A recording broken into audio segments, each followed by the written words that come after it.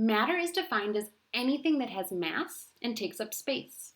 That definition includes everything that you interact with in your daily life, from your clothes to your food to your electronics and everything in between. All matter is made of particles. Particles are the pieces of matter that are stuck together to make a larger object. All matter is made of groups of very small particles. You might notice that the word part is inside of particles. This is because particles are parts of matter. In your activities today, you learned two important things about particles. One, particles of the same kind are attracted to each other. By same kind, we mean like two water particles, or two wax paper particles. By attracted, we mean like they want to come together. Two particles that are the same, example, two water particles, are attracted to each other. In other words, they will want to stay together and not move apart. Some particles of different kinds are attracted as well. You saw the attraction of particles to each other or to other kinds of particles in the activities above. You should have seen that you could get a pretty big drop of water to stick together on the end of an eyedropper or a spray bottle nozzle. The drops also stuck together on the wax paper, but they did not stick to the wax paper. This is because water particles stick to each other much better than they will stick to wax particles. These are the same kind, water particles, and these are the same kind. The second thing you should have learned about particles. Particles move randomly. That means they don't have a pattern. Think about when you saw the food coloring particles moving through the water particles. Once the food coloring was in the container, it moved around wildly, and each drop made a different pattern as it was spreading out.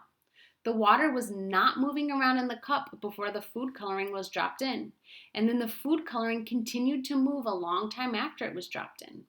Then, the only thing making the food coloring move was the movement of the water particles. This shows that the movement of water particles in the cup was random. It did not follow any pattern. It pushed on the food coloring different ways at different places. The picture to the right shows how the particles in the water cup might look like if you could see them. Each of these blue dots is a particle. The curved lines are showing the direction and how fast the particles are moving. These are moving this way, this way, this way, this way, this way. The more lines, the faster a particle is moving. You can see that the lines are on different sides of the particles. This is to show that the movement is random. To answer the questions, what are particles? Well, we learned that particles are the small parts of matter.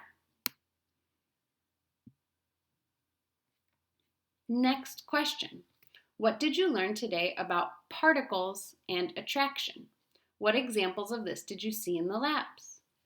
Well, we learned that particles of the same kind, like two water particles or two wax paper particles, are attracted to each other. They want to stay together.